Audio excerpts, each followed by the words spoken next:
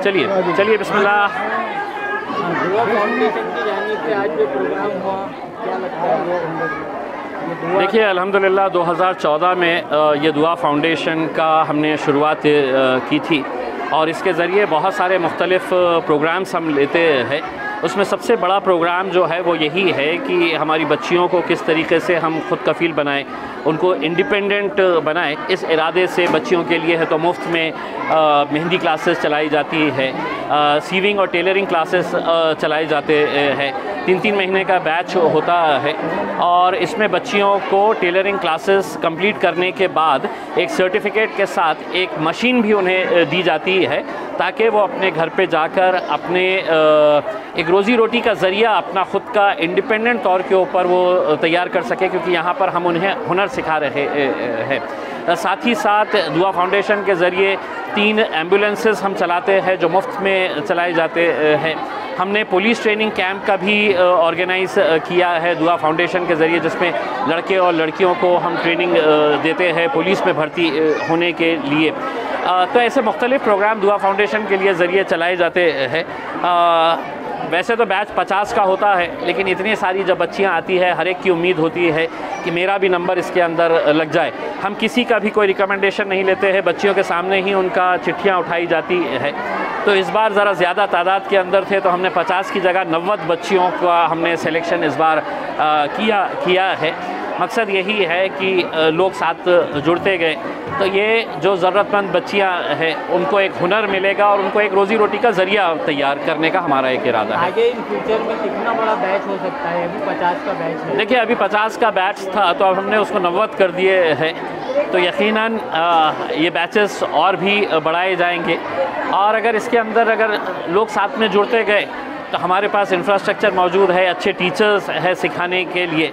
1 रुपया भी किसी से इसमें लिया नहीं जाता है, कोई भी कोर्स के लिए 1 रुपया नहीं लिया जाता है, पूरा मुफ्त में इनको ये कराया जाता है, ट्रेनिंग दी जाती है।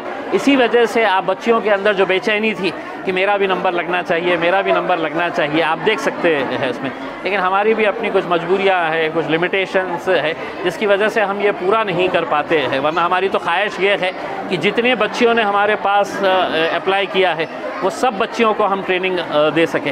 इसलिए मैं कहता हूँ कि लोग अगर जुड़ते गए तो यकीनन इसको और बढ़ा सकें। सवाल है, आदर्श पथ संस्था की 2 प्रॉपर्टी बेचने के लिए नीलामी की आपकी जो मेहनत है वो रंग लाई, क्या कहेंगे? देखिए मैंने शुरुआत से ये कहा है कि ये हिंदुस्तान का पहला केस होगा कि जहाँ पर किसी एक सोसाइटी का पैसा जो डूब गया था पूरी तरीके से, वो पैसा 1-1 रुपया वो उनके ठेवीदार जो है उनको वापस दिया जाएगा। ये महाराष्ट्र में तो छोड़ दीजिएगा, आप पूरे हिंदुस्तान में कहीं पर भी नहीं हुआ है कि इतने कम पीरियड के अंदर ये पूरे प्रॉपर्टीज़ आइडेंटिफाई करके उसको नीलामी के लिए लाया गया है। 2 प्रॉपर्टीज़ ऑलरेडी ऑक्शन के लिए आ चुकी है और भी प्रॉपर्टीज़ अभी ऑक्शन के लिए आएगी। मेरा मकसद यही है कि जल्द से जल्द ये ज़रूरतमंद तकरीबन 60-62 हज़ार लोग जो है उनका पैसा 1-1 रुपया वापस करना। औकाफ बोर्ड की जो अभी कार्रवाई हो रही है, जालना रोड पर बड़ी प्रॉपर्टी के होल्डर्स को नोटिस इश्यू की गई है, आप मुतमईन हैं ये सारी कार्रवाई से? देखिए ये पहली मरतबा ऐसा हो रहा है कि इतने सारे पुलिस केसेस रजिस्टर हो रहे हैं, इतनी सारी प्रॉपर्टीज़ रिकवर करने की बात हो रही है। अभी जालना रोड के ऊपर तकरीबन 29 ऐसे प्रॉपर्टीज़ हैं जिनको नोटिस इशू किए गए हैं। इसमें दिक्कत ये है कि वक्फ बोर्ड जैसे ही कोई कार्रवाई करना चाहता है लोग कोर्ट में पहुंच जाते हैं, कभी नीचे का कोर्ट स्टे दे देता है, कभी हाई कोर्ट स्टे दे देता है।